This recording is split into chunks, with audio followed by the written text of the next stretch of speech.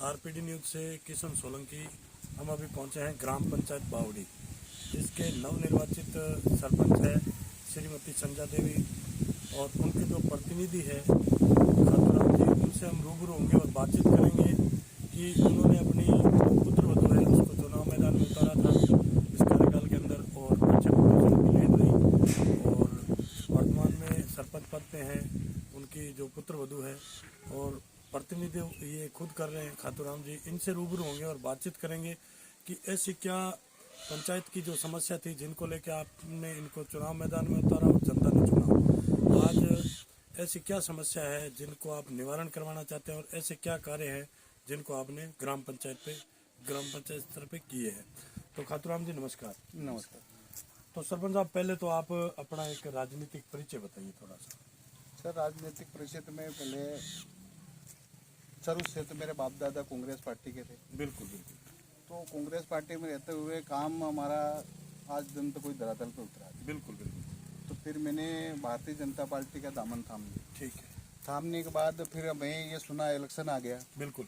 Election आने के बाद में हम चुनाव में उतरे। चुनाव बहुत तकड़ा हमने चुनाव गेम खेले। गेम खेलने के बाद फिर हमने चुनाव जीत के। बिल्कुल बिल्कुल, बहुत ही अच्छा।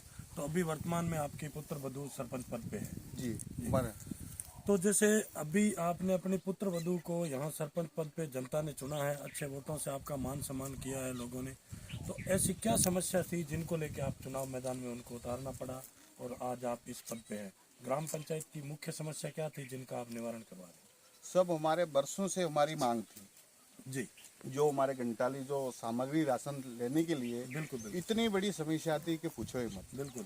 तो उस हमने चुनाव जीतने उतारने के कारण यही रहा कि जब चुनाव जीतते हैं तो ये राडियावाड़ा रपट पुल घंटाली जाने वाले रास्ते पर हम बनाए। बिल्कुल बिल्कुल। यूँ करके हमने कार्य प्रगति पे चल रहा है। जी जी।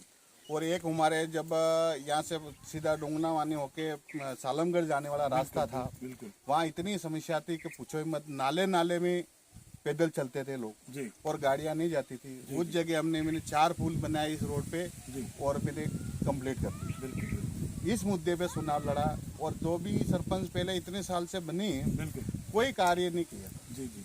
हमारे जब डुंगनावाणी से चुनाव लड़ते लड़ते आए जी। और 25 साल हो गए। 2 सरपंच 9 में 2 बार 9 में रह गए, 2 बार घोटना भी रह गए, तो भी हमारे विकास कोई बावड़ी नहीं हुआ।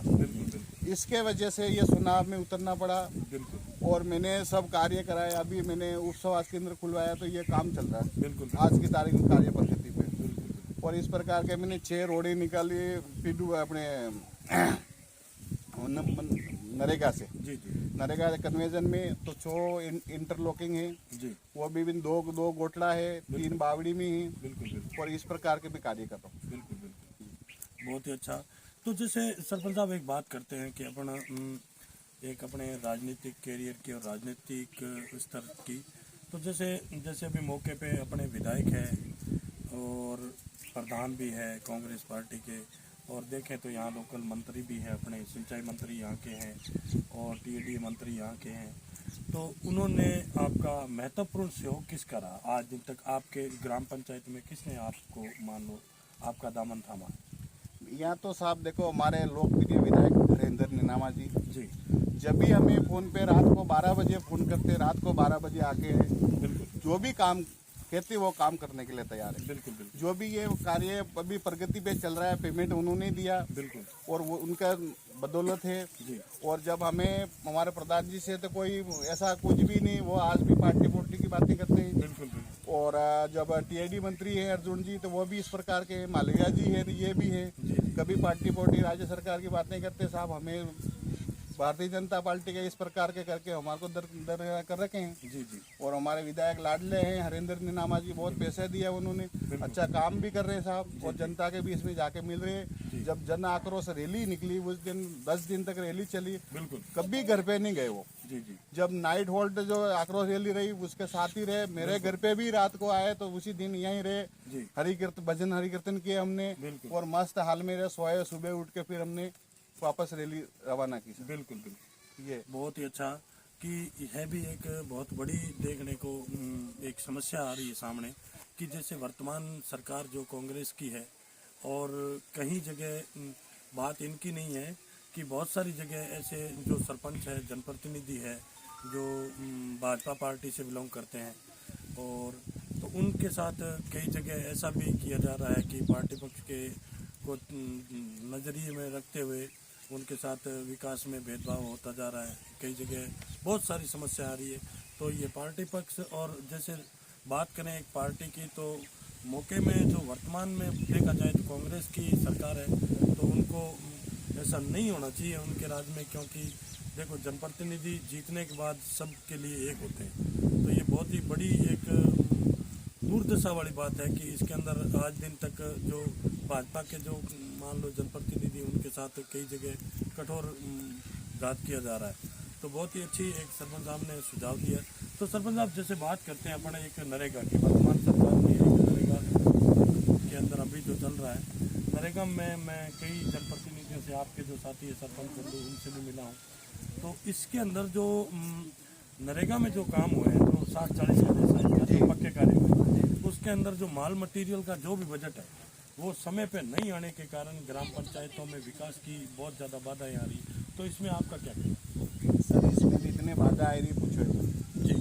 जब पे काम हो जाता है, बिल्कुल, और जब पेमेंट ही नहीं होता है, और एपीटीओ खोलते ही नहीं, बिल्कुल, इसीलिए हम बहुत मजबूर हैं सर। बिल्कुल, बिल्कुल। और अभी तक 1 साल भर से राज्य सरकार ने अभी तक किस्ती डाली नहीं हमारी। जी जी हम बहुत परेशान हैं। जी।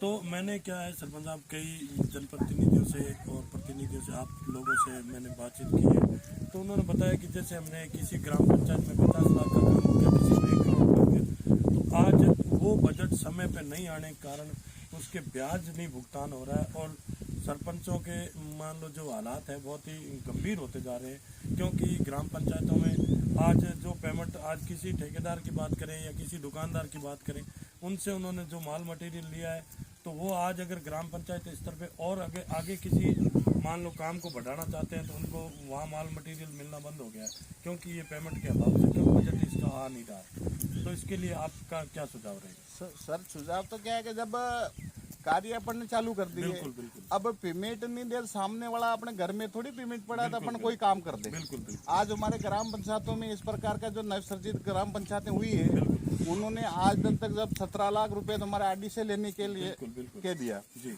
और 17 लाख रुपए नरेगा से लेके ने कोई काम कार्य चलाओ यूं करके हमारे ऊपर दबाव डाल रहे हैं। जी जी तो हम किस प्रकार के काम करेंगे? जी, सही। और हमारे पास राज्य सरकार से आज दिन तक किस्ती नहीं आई है। बिल्कुल। और अब कह रहे तुम काम चालू कर दो, पंचायतों के भवन चालू करो, तो कैसे किस प्रकार के करेंगे? और हम कौन से बनिए ऐसे पैसे दे दे तो हमें, और समय पे एपीटीओ होते ही नहीं, और समय पे ये सारे जेएनवी एमबीआं भरते ही नहीं, बिल्कुल, और उस समय हम किस प्रकार का काम करने जाए? बिल्कुल सही। और कौन दे दे हमको उधार? बिल्कुल, तो हम बहुत पीड़ित हैं इस राज्य सरकार से। बिल्कुल। इनको जल्दी से जल्दी हटाया जाए 2023 में। जी। और सरकार हमारी कांग्रेस भारतीय जनता पार्टी की बनेगी, ये मैं आपको विश्वास दिलाता हूँ। बहुत ही अच्छा कि देखो एक सरपंच साहब बहुत एक दावे से ये बात कह रहे हैं कि आगे नेक्स्ट जो विधानसभा के चुनाव आ रहे हैं, तो बहुत ही जल्द भाजपा की सरकार आने वाली है। और इस सरकार से देखो जनप्रतिनिधि इतने खफा हो चुके हैं कि आज दिन तक पैसों की बात करें तो, बजट की बात करें तो बहुत ही लाले पड़ गए हैं इनके, क्योंकि ग्राम पंचायत में जो विकास हुआ उनका बजट नहीं आ रहा है, और लेबर का बजट है जो ग्राम पंचायत में आज किसी ठेकेदारों से करवा रहे हैं या किसी प्रकार से काम, उनको पैसा समय पे नहीं मिल रहा है, तो काम करने में बहुत ज़्यादा बाधाएं आ रही। तो जैसे बात करते हैं अपने एक यहाँ की ग्राम पंचायत की शिक्षा के स्तर कैसा है अपने ग्राम पंचायत में, और विद्यालयों में आपने किसी विद्यालय में जाके निरीक्षण किया, या किसी टीचर की कमी है, या कोई कक्ष की ऐसी कोई कमी है, ऐसा कुछ है? सर अभी हम तो स्कूलों में तो गए हैं। बिल्कुल। और इनको क्या है, सरकार का, राज्य सरकार का निर्देश यही है कि जब उनको टीचर को हटाओ, बिल्कुल, और दूसरे को लाओ। बिल्कुल। वो इस प्रकार के कर रहे हैं, तो हमारे बच्चे तो बहुत परेशान हो रहे हैं। बिल्कुल, बिल्कुल। जब पढ़ाते हैं उनको तो क्या है कि ये पार्टी के यूं करके भगा रहे हैं। बिल्कुल, बिल्कुल। इस प्रकार के हमारे बच्चे तो बहुत शिक्षा में पीछे जा रहे हैं। जी जी जी। इस राज्य सरकार से बहुत परेशान है। मैंने मेरे ग्राम पंचायत में 6 स्कूलें हैं, मैं सब जगह निरीक्षण किया था। जी जी। और जाके पूछा, सब कर्मचारी भी बेचारे परेशान, बिल्कुल, और बच्चे परेशान। बिल्कुल। हाँ। ये भी एक बहुत बड़ी उपलब्धि है कि देखो कि आज शिक्षा के अंदर भी भेदभाव हो रहा है, राजनीतिक एक दृष्टि से देखा जा रहा है शिक्षा को भी। शिक्षा के अंदर देखो अभी जैसे सरपंच साहब बता रहे हैं कि आज किसी प्रकार से कोई भी टीचर को लाया जाता है तो उसे समय पे टिकने नहीं देते हैं, और बच्चों के साथ भी भेदभाव हो रहा है। तो ये बहुत ही एक शर्मनाक बात है कि इसको अपन ये मान सकते हैं कि बहुत ही एक दर्दनाक ये हो रहा है। तो इसके साथ ही हमारे साथ और जैसे सरपंच साहब खातूराम जी, उनसे और भी जैसे जानकर, तो किसानों की और यहाँ की सिंचाई की स्थिति कैसी है ये थोड़ा बताएंगे। सर सिंचाई तो क्या है कि जब हमारे यहाँ पानी की बिल्कुल किल्लत पड़ गई, बिल्कुल जब हमने अभी भी हम जाके जो प्रतापगढ़ जमल जिले से अपने मगोरिया बांध के गेट खुलवा के अभी आज की तारीख में पानी पिलाया, बिल्कुल अभी बिल्कुल सूखने की स्थिति हो गई। रात में बिल्कुल पानी नहीं जी। हमारी यही मांग है सरकार से और हमें सबसे कि जल्दी हमारे ये पानी खुलाया जाए, मगोरिया बांध का हमारी सिंचाई हो सकती है जी। और अभी इतनी किल्लत पड़ गई राज्य सरकार में कि जब हमारे को खाद नहीं मिला सर बिल्कुल समय पे, आज जब 300-200 रुपए का कट्टा, 250 रुपए का, वो 500-550 रुपए ले रहे हैं और डीएपी खाद के 1200 रुपए की जगह 2000-2200 रुपए ले रहे हैं। इस प्रकार के बहुत सारे परेशान हैं। कल हमारे जब ये बावड़ी से कोई खाद लेने के लिए पीपलपुर जा रहे थे, परसों रोज की बात, तो उसमें दोनों माँ बेटे और एक भाई का लड़का था, वो अचानक ट्रैक्टर आने खाद लेने जा रहे थे, अचानक ट्रैक्टर आने से उसका एक्सीडेंट हो गया, 2 हाथ पैर टूट गए। इस प्रकार की हमारे राज्य सरकार के खातिर हमको भुगतना पड़ रहा है। आज हमारी जान जोखिम में डाल रही है।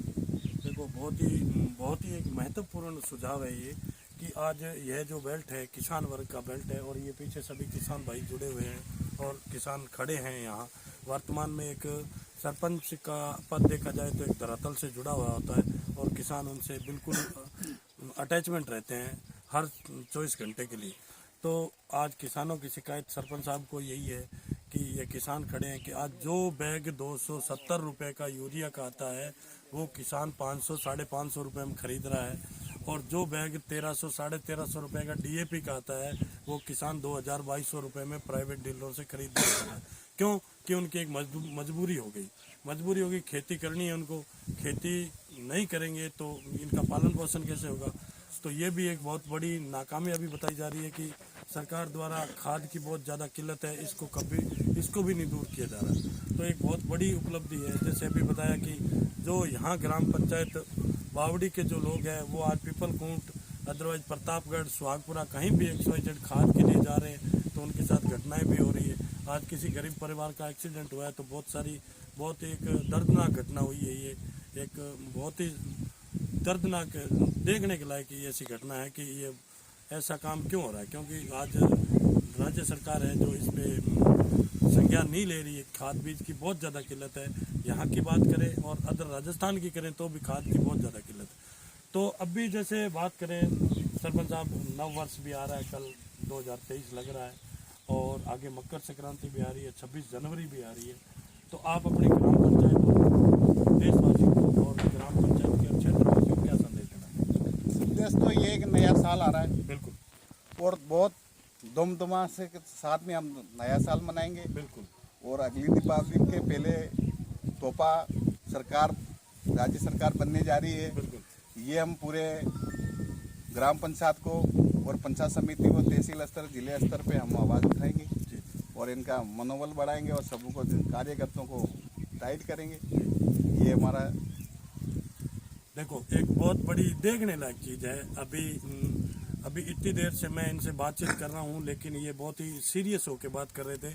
लेकिन एक नव वर्ष की और एक मकर संक्रांति की और जैसे ही 26 जनवरी की बात आती है, क्यों तीनों पर्व इकट्ठे आ रहे हैं, तो इसके लिए इन्होंने देखो बहुत ही इनके चेहरे पे मुस्कुराहट भी आई है और इन्होंने बहुत हंसी खुशी से कहा है कि नव वर्ष आ रहा है, आगे नेक्स्ट जो मान लो इसके विधानसभा के चुनाव आते हैं उसके अंदर हम हमारी सरकार बैठाएंगे। बहुत इनकी यानी कि एक खुशी और बहुत सी यानी कि एक बहुत विश्वास से कहा है कि बहुत अच्छा कि इनके चेहरे पे यूँ मुस्कुराहट आई है, मुस्कुराहट देखने के लिए मिली है। तो आरपीडी न्यूज़ के अंदर जो इन्होंने हमें समय दिया उसके लिए बहुत बहुत धन्यवाद सर। धन्यवाद।